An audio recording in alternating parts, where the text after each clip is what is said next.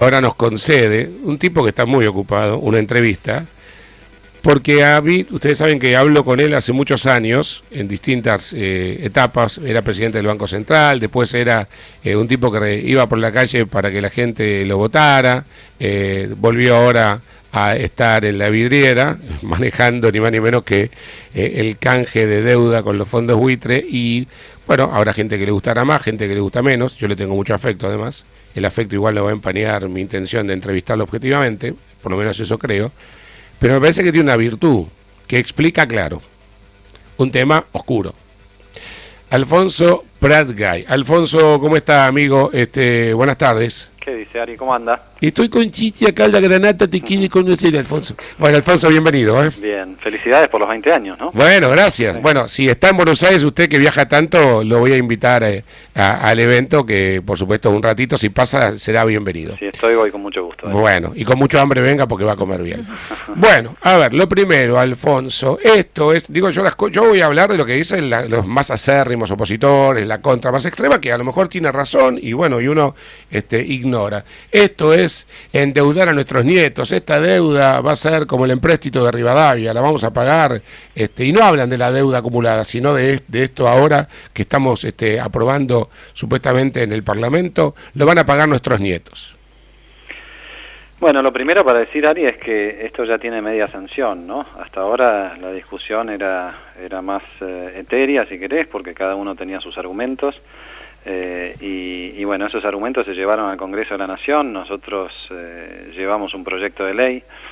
A diferencia de lo que hemos visto en los últimos 12 años, tuvimos toda la apertura no solamente para discutir el proyecto, sino para incorporar modificaciones que entendíamos que mejoraban el proyecto, y eran modificaciones que ofrecía la oposición. Y bueno, eso tuvo media sanción ya en diputados, con 165 diputados. Pero eso lo sabe todo el mundo, Alfonso. Lo que a mí me gustaría, disculpame la irreverencia, es que me digas si es cierto que ahora, por este compromiso que estaríamos tomando, si es que sale la ley, que es cierto, tiene media sanción, estamos embargando a nuestros nietos. No es cierto eso, Ari. Por supuesto no es cierto. Nosotros estamos proponiendo esto para retomar el camino de la normalidad. Los que nos estén escuchando, imagínense en su casa o en su compañía tener una deuda impaga durante 15 años y tener citaciones judiciales y perder el juicio en todas las instancias. No se vive bien de esa manera, si es una familia o una empresa. Y si es un país, por más que sea soberano, tampoco, porque la consecuencia de estar al margen de la ley que eligió Argentina, dicho sea de paso, el gobierno de Néstor Kirchner, para resolver cualquier diferendo en términos o en cuestiones de deuda, es una ley que en estos momentos no la estamos cumpliendo, y al no cumplir la ley perdemos acceso a muchas cosas, muchísimas cosas, cosas grandes, cosas pequeñas, cosas medianas. Y la verdad que es imposible imaginarse la posibilidad de volver a crecer sin tener acceso al crédito. El kirchnerismo montó todo un esquema donde transformó un defecto, que es la falta de confianza para que te presten, en una supuesta virtud, que es nos desendeudamos. Pero la realidad es que no hay ningún país del mundo que pague en efectivo cada vez que hay una deuda por vencer. Y así se fueron 60.000 millones de dólares del Banco Central, y por eso vino el cepo, y después del cepo vinieron todos los problemas que ya conocemos. Entonces, arrastrar los pies no fue una solución. Tampoco es simpático resolver este problema, porque sabemos quién está del otro lado y sabemos que efectivamente son usureros y que se dedican exclusivamente a hackear las reglas de juego internacionales y toda esta cuestión. A ver, te interrumpo porque sé que vos tenés pocos minutos y así te voy poniendo 4 o 5 temas preguntando desde el almacén, desde la calle. Déjame cerrar porque nosotros lo que creemos es que para cuando hayamos completado la operación con todos los que van entrando, algunos más rápido, otros más lento, a la oferta o a la propuesta de transacción judicial que hicimos nosotros, vamos a terminar emitiendo deuda por 11.500 millones de dólares. Eso es exactamente el valor en el que el Ministerio de Economía, digo de Economía porque esto es de septiembre... Era del año pasado, de Kicillof, él había planteado esa cifra para este año. Eso estaba en los registros de deuda pública, lo puede ver cualquiera hoy, se mete en mecon.gov.ar, cliquea finanzas y va a informe de deuda, el último informe de deuda, hay un cuadro que dice estado de situación de la deuda que que no ingresó al canje del 2005-2010. Y está toda la descripción. ¿Y estaba previsto pagarlo o simplemente estaba anotado en el cuadernito del debe y del haber y nada más? Estaba anotado como un número oficial. El gobierno anterior no lo quiso hacer, aunque acordate también, Ari, que sobre el final de la campaña, no solamente los economistas de Scioli, que decían que había que hacerlo, sino también el propio Kicillof. En algún momento dijo esto, en algún momento hay que resolverlo. Bueno. Ahí te detengo un segundo. El mito o la realidad es que estaba el acuerdo, ya estaba la novia, estaba la torta, estaba el cura, y al último momento no se presentó el novio. Un grupo de bancos privados se iban a hacer cargo, estuvimos supuestamente, como digo todos los días, a un tris de acordar. Finalmente creo que vino una orden política, no convenía porque al discurso populista de Cristina no le venía bien pagarle los holdouts. ¿Se estuvo a punto de acordar y en qué circunstancias? ¿Mejores o peores que las que está arreglando este gobierno? Bueno, eso creo que es una pregunta que habría que hacerle a Kicillof, Ari, para ser bien justos, porque yo no estaba en el ministerio y bueno, la verdad que no conocemos los... ¿No te consta que estuvieron a punto de arreglar? Lo que se comenta es que sí, que estuvieron muy cerca de arreglar, que la oferta era con una quita del 15% y que bueno, y que después Kicillof, Cristina la levantaron, y de hecho Kicillof lo dijo en una de las reuniones del Congreso, yo frené un acuerdo por 15%, bueno, el nuestro es por el 30%. ¿Y por qué Kicillof, y te lo dice en la cara, dice que tiene una propuesta superadora, y cuando supuestamente le estuvo por arreglar por el 15 y vos sacás una quita del 30? Bueno, yo creo que 30 es más que 15, ¿no? Sí, no, por eso te pregunto, no sé cómo es que la superadora es lo de 15. Cuando... Si lo que hablamos es de quita, me parece que es mejor que sea más grande. Le decimos a la gente el descuento. Cuando va al supermercado el viernes, a Kicillof le hacían un descuento con la promoción del 15. Cuando fue Pratgay el sábado, supuestamente le hicieron una promoción del 30. Sin embargo, Kicillof le dice a Pratgay, no, viejo, ¿cómo fuiste el sábado al supermercado? No es negocio. No, por eso, pero yo creo que quiero que hablemos del futuro. Correcto. Hablando del futuro, entonces, hoy dijo... te llevo al pasado pero y al futuro. Yo me acuerdo que vos fuiste crítico en la reestructuración de la deuda del 2005. Sí. Hoy dijo Lavagna que no era una buena negociación, pero que era imprescindible, que había que cerrarlo. Esta negociación tuya de ahora con Caputo y compañía, ¿es mejor que la del 2005 y 2010 o no es comparable? No, no es comparable. Correcto. No es comparable, Ari, porque, a ver, yo tengo todos los argumentos y lo hemos discutido y de vuelta, no quiero hablar de la historia. La renegociación del 2005... fue una renegociación donde se metió en el medio un cupón del PBI y podemos discutir toda la vida las consecuencias del cupón del PBI. Pero la diferencia es que eso era una negociación voluntaria con acreedores que estaban con el bono en la mano y no sabían muy bien qué hacer.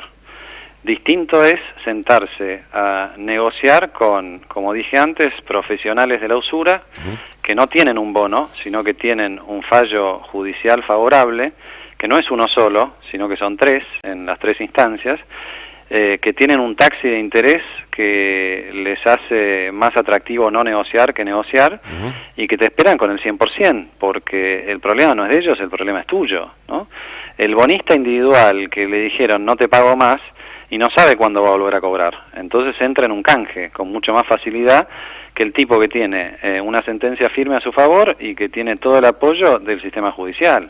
Cambiás de acreedor, vas a un acreedor más amable. Hoy alguien me decía, va a haber mucho interés, porque lamentablemente todavía, si bien la tasa... Redondeo lo anterior, sí. en términos futbolísticos. Nosotros arrancamos 5-0 abajo. O sea, nosotros teníamos no solamente un fallo en contra, todas los incentivos para los acreedores de plantarse sobre 100, sino que además teníamos el concepto, la concepción del juzgado de que Argentina era el gobierno anterior, digamos las cosas como son. Sí, sí, por supuesto. Nuestro primer punto en la estrategia fue hacerles ver que había gente razonable en Argentina, firme, porque así fue como discutimos, pero que a nosotros no nos alcanzaba con golpear la mesa y frustrarnos de la mala suerte y de cómo nos fallaron en contra.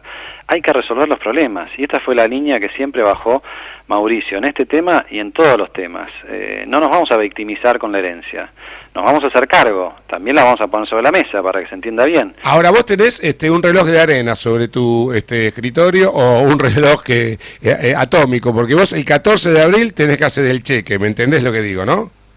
Sí, no, pero no lo veo como un reloj atómico. Porque a hoy, por ejemplo, y se va a sumar...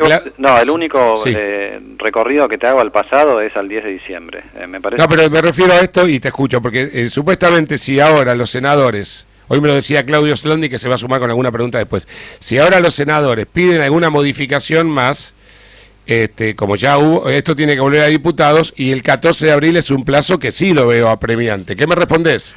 Lo que te respondo es lo que estaba intentando responderte antes. Te pido disculpas. Miremos la cosa con cierta perspectiva, porque yo entiendo la ansiedad tuya y de todo el periodismo, pero me parece que tenemos que tomar la perspectiva. Cuando nosotros asumimos en diciembre del 2010, había varios temas que quemaban en la agenda. Uno era el cepo.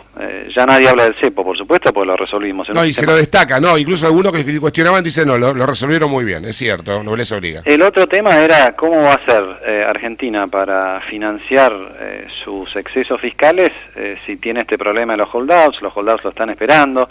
Mira, un mes atrás hubo una encuesta entre los principales bancos de Wall Street.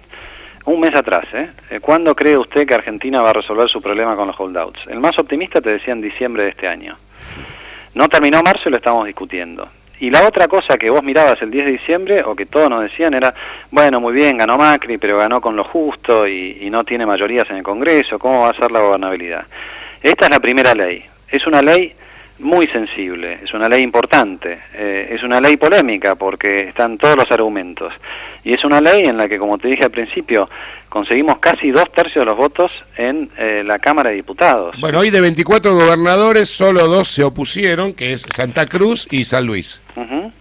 Entonces, lo del 14 de abril, francamente, qué sé yo, si no es el 14 de abril y tiene que ser el 21, no vamos a rasgarnos las vestiduras por eso. Ah, por eso, pero te lo pregunto porque la gente piensa de manera lineal que es el 14 de abril o el abismo, por eso no es así. No es el abismo, tampoco es una presión, yo esto lo expliqué 300 veces. Te pido disculpas si lo tengo que explicar una vez más. No importa, pero digo, hemos sido muy respetuosos del Congreso de la Nación.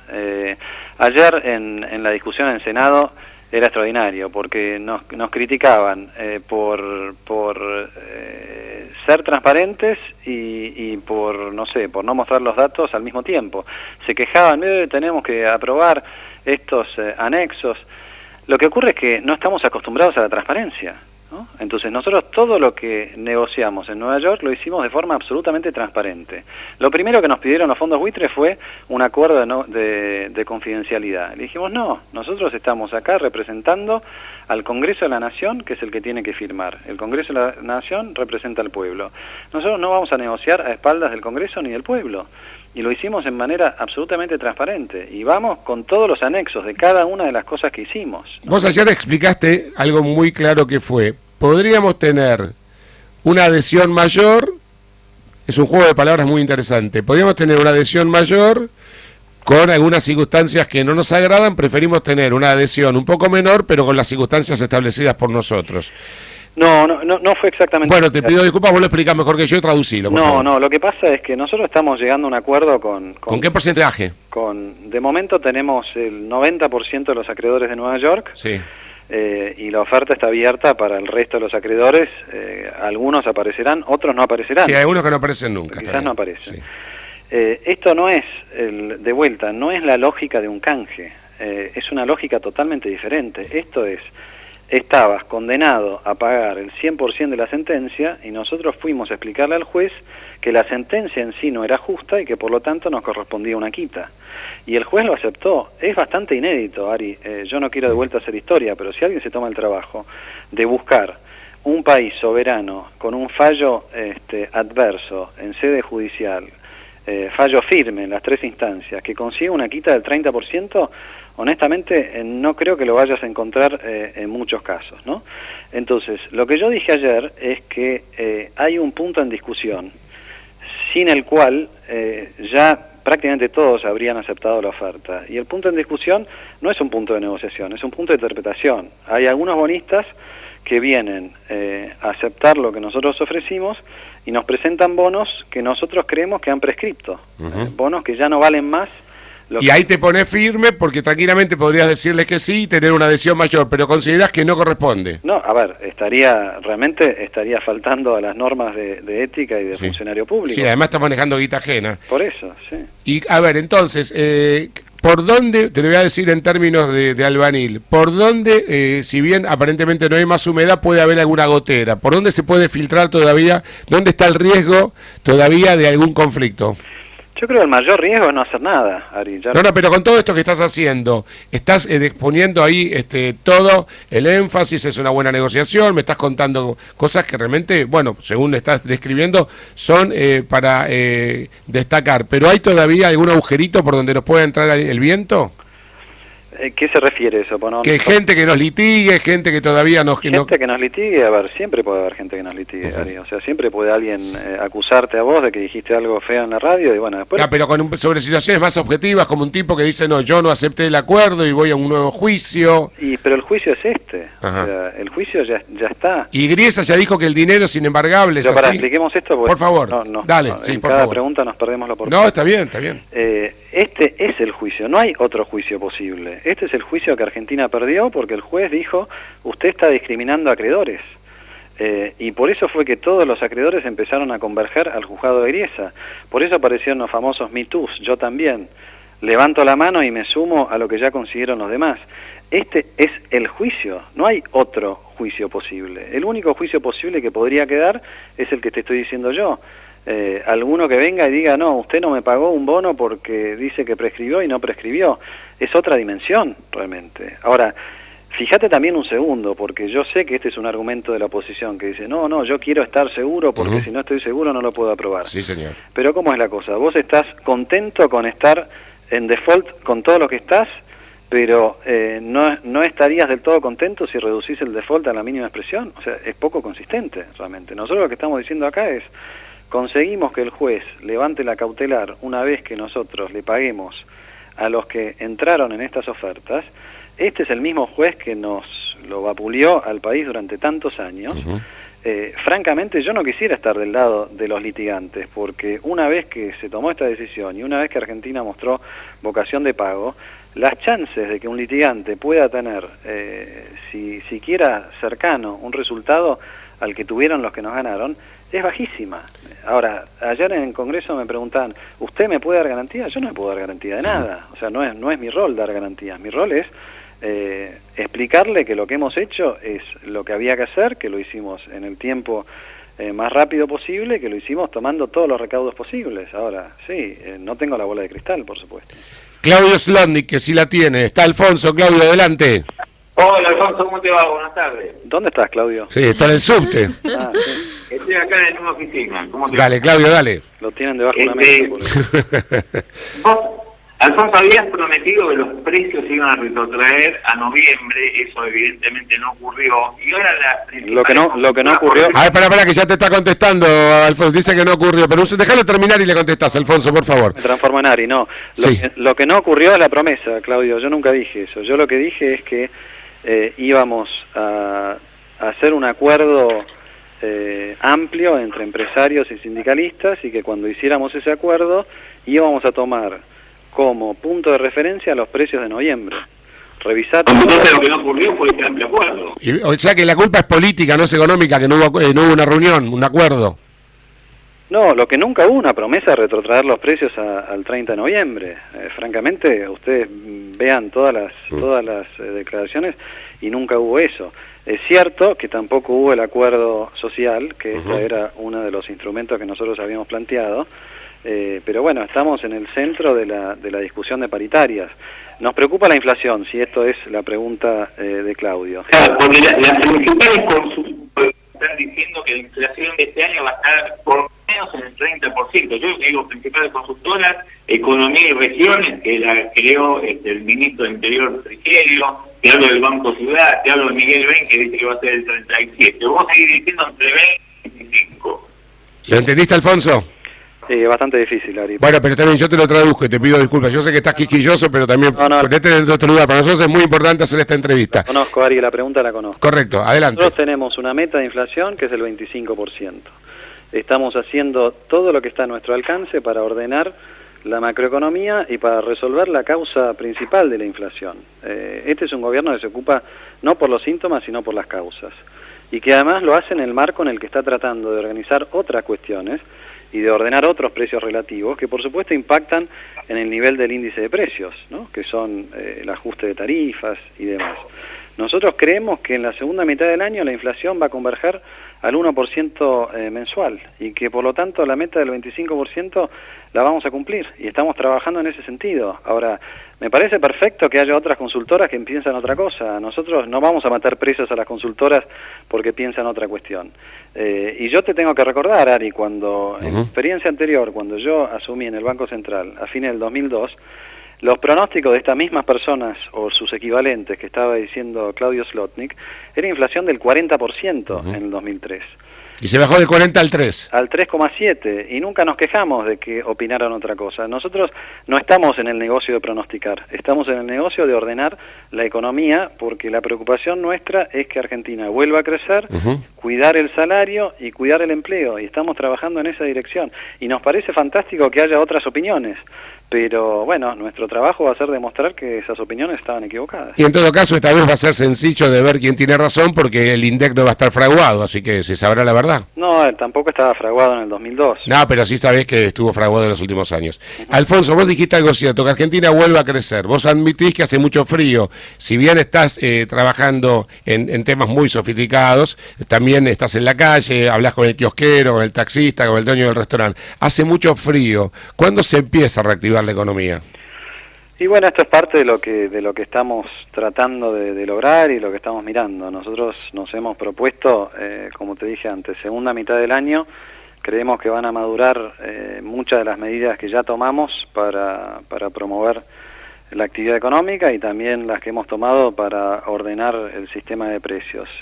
Yo desde el primer día dije que la primera mitad del año iba a ser difícil en materia de crecimiento, que esperábamos un crecimiento del orden del 0,5% para el 2016, y que eso implicaba que en la segunda mitad del año vamos a estar creciendo ya de una manera bastante importante.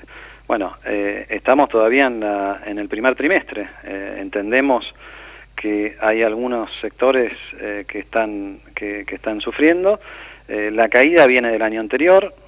Si uno mide bien los números del cuarto trimestre del año pasado, una caída anualizada del 3,5% del PBI, eso es parte de la historia. Cuando cae el PBI, a los 3 o a los 6 meses cae el empleo, y eso es lo que estamos viviendo en estos momentos, ¿no? Nosotros lo que creemos es que con las medidas que hemos tomado de bajar impuestos, de bajar el impuesto a las ganancias, de acompañar el consumo, las normas que todavía faltan de devolución del IVA a las familias más humildes, todo esto después de la paritaria va a redundar en una recuperación de la demanda, mejora en la situación internacional, que ya lo estamos viendo. Las exportaciones crecieron en enero por primera vez en más de 2 años y medio.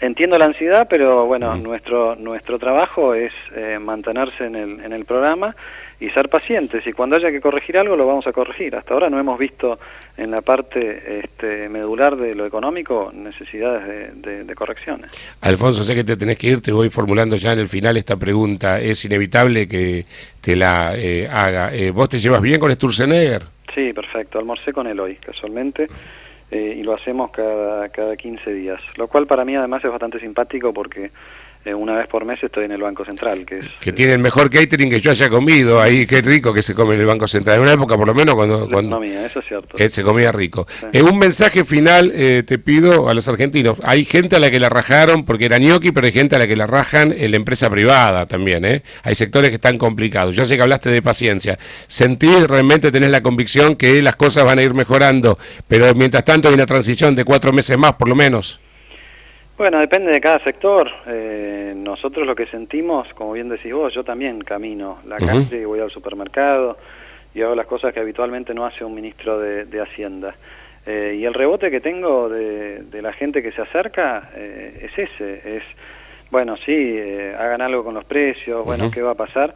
Pero un voto de confianza de que estamos resolviendo en poco tiempo lo que el gobierno anterior desarmó a lo largo de 10 años, de 8 años, no sé de cuántos, ¿no? Y el ejemplo con el que arrancamos la nota es ese. Durante 15 años hubo varios gobiernos que no se hicieron cargo. Nosotros nos hicimos cargo y en 3 meses pareciera ser que lo estamos resolviendo. Y la gente eso lo ve con mucha claridad. Entonces entiende que la herencia fue compleja, nos ve trabajando en equipo y diciendo la verdad, que es muy importante.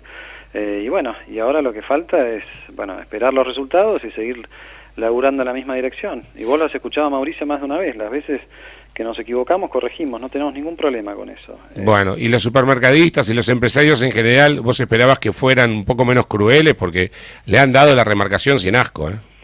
Sí, bueno, es parte del cambio cultural que tenemos que hacer, ¿no? Pero de vuelta, no vamos a cambiar en 3 meses una cultura de 30 años. Pero no hace falta ni los modales de Moreno ni tampoco no hacer nada, debe haber un camino intermedio, ¿no? Sí, es el que estamos transitando, yo esto lo he dicho varias veces. ¿No es muy light? Ni los guantes de box, ni la ley de la selva. No, los guantes de box y la ley de la selva es un extremo, y no hacer nada es el otro.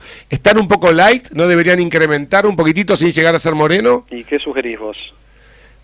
Bueno, la verdad es que por eso soy periodista y no soy ministro de Economía. Vos sos un capo, vos sos un tipo que manejaste finanzas. No, pero si preguntás light es porque crees que se podría hacer más. Y yo creo que tal vez sí, por ejemplo, el tema de despidos me parece que se podría hacer un poco más, hablar con las empresas, pedirles que tengan un poco de paciencia, que ustedes han tomado medidas que han sido buenas para ellos, como que pueden volver a importar insumos. Eso es exactamente lo que estamos haciendo, Ari. Ya te podés venir de este lado si querés.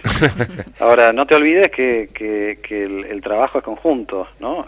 A mí me toca la parte de Hacienda y Finanzas, el ministro de Producción está haciendo un gran trabajo en ese sentido, es el que está permanentemente coordinando con las empresas, está el ministro de Trabajo, está Agricultura, esto es un equipo y estamos haciendo lo que hay que hacer, plantamos finalmente los funcionarios en la Comisión Nacional de Defensa de la Competencia, que es algo que el gobierno anterior ni se calentó en armar. Por eso te decía antes, viste, no estamos en ninguno de los dos extremos. Nosotros creemos en la regla de juego, pero también creemos que cuando no se cumple con la regla de juego hay que multar y hay que ordenar. Y para eso va a estar la Comisión de la Defensa de la Competencia. Ahora, la montamos en un mes, algo que no funcionaba durante 15 años, Ari. Entonces, en todos los capítulos es exactamente así. Yo lo que te digo es, si vos te hubieras plantado el 10 de diciembre y te hubieras preguntado dónde estamos a fin de marzo, yo por lo menos no imaginaba que hubiéramos avanzado tanto en tantos temas. Yo creo, no sé si te interesa mi opinión y te libero porque te estoy traicionando, me pediste una nota más corta, pero yo creo que en el tema cepo sí, en el avance con los hollout sí, y yo creía, te soy sincero, que iba a haber una inflación como con el kirchnerismo y que no se iba a disparar, pero también entiendo el tarifazo que impulsó que febrero sea caliente. No, pero pará, Ari, porque si no nos confundimos todos. Vos acabás de decir algo que me permito... No, yo hasta ahora nada de lo que dije vos coincidís, no tenés por qué coincidir, mi obligación es preguntarte, a ver, corregime. No es preguntar, vos dijiste que se disparó la inflación. Y hay más inflación ahora, pará, igual no te enojes porque no es un tema personal, hay más inflación en febrero que en noviembre. Sí, claro, pero a ver, ¿qué pasó? Entonces se disparó, o sea, dentro de mi ignorancia dije algo que no es una burrada, se disparó la inflación. No se disparó la inflación. Pero en febrero no hubo más inflación que en noviembre o en diciembre. Y eso califica como una disparada. Bueno, se incrementó, voy a cambiar el término. No, hubo un salto en el índice de precios. ¿Qué pasó?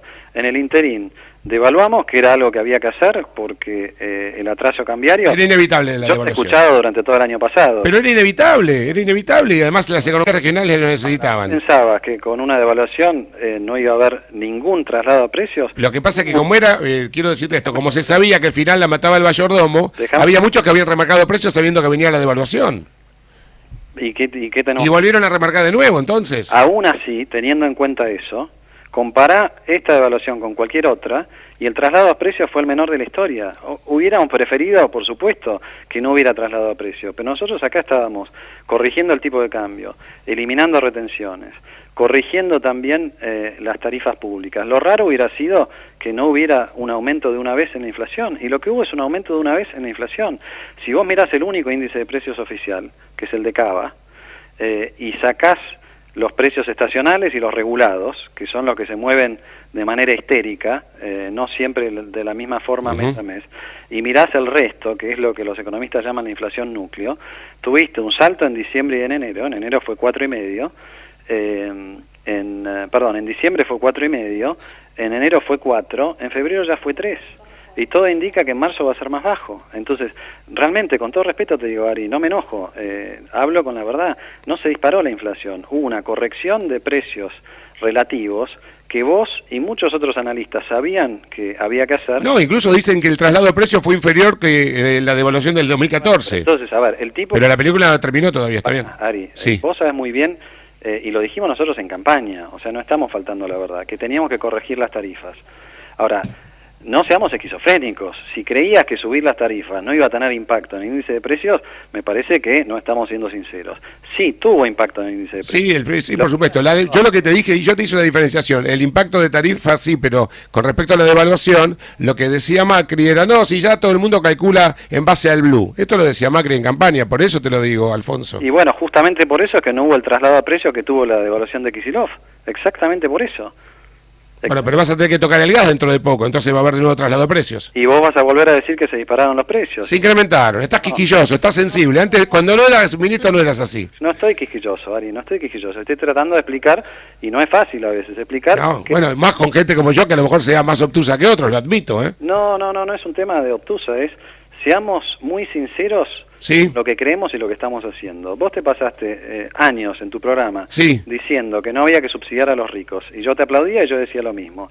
Cuando llegamos al gobierno eliminamos los subsidios a los más ricos, y eso implicó un aumento en la tarifa de luz. Es lo que vos decías que había que hacer. Ahora no señalemos con el dedo de que subió la inflación. Si sacás ese componente, prácticamente no hubo aumento en la inflación. Bueno, o sea que marzo, que no tuvo tarifazo, vos me decís que va a cerrar ¿en cuánto? Y marzo no sabemos dónde va a estar. Bueno, estamos ya en 17, a lo mejor tenías una aproximación. No tenemos aproximación. Nosotros vamos siguiendo los números, pero somos muy respetuosos de lo que después se publica. En marzo igual, el índice de marzo, que es el que seguimos, el de la Ciudad de Buenos Aires, sí. Tiene aumento de taxis, tiene el aumento estacional. Celular, prepaga. La educación.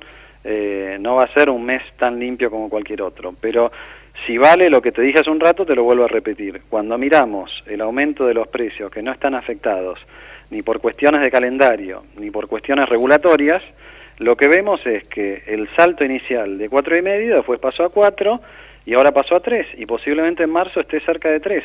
¿Es alta la inflación de 3? Sí, claro que es alta. ¿Estamos preocupados? Sí, claro que estamos preocupados. ¿Estamos haciendo lo que creemos que hay que hacer para resolver el problema? Sí, estamos trabajando sobre las causas.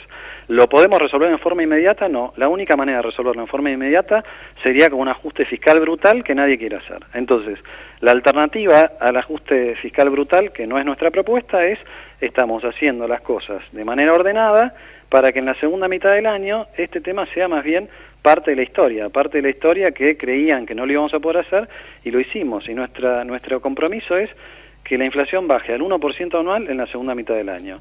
Cuando me llames antes de Navidad discutiremos si tuvimos razón o no tuvimos razón. Pero no digamos, porque esto te lo digo, Ari, porque respeto el impacto que tenés en la opinión pública. No digamos que se disparó la inflación. Se corrigieron algunos precios de una sola vez que sabíamos que se iban a corregir porque esto era parte de la herencia. O sea, nadie puede pensar que después de una devaluación no iba a haber un traslado de precios. Lo notable es que hubo el traslado de precios más bajo de la historia. Yo te agradezco enormemente y te voy a llamar antes de Navidad. Bueno. Te agradezco en serio, Alfonso. Muy amable. Buenas tardes, hasta luego. Gracias. Alfonso Prat-Gay.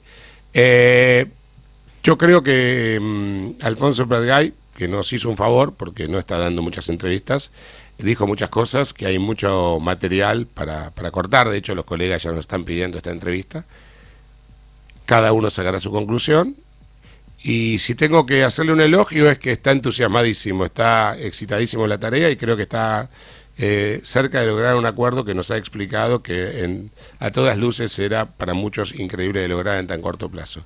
Si tengo que hacerle un cuestionamiento, no es desde el punto de vista económico ni financiero. Creo que hay muchas veces en las que entra en una actitud de pensar que es el dueño absoluto de la verdad, y este es un Alfonso que para mí pierde, porque es un tipo tan capaz que cuando me quiere desmentir algunas cosas que creo que son indesmentibles, pierde porque es un tipo muy capaz. Y si se engancha con que yo digo se disparó en vez de se incrementó la inflación y se engancha con eso, lamentablemente un tipo tan capaz derrapa por ese lado. Pero bueno, está muy sensible, porque está laburando mucho. Es una buena noticia. Que esté tan sensible, no tan buena. Tanda, ya volvemos.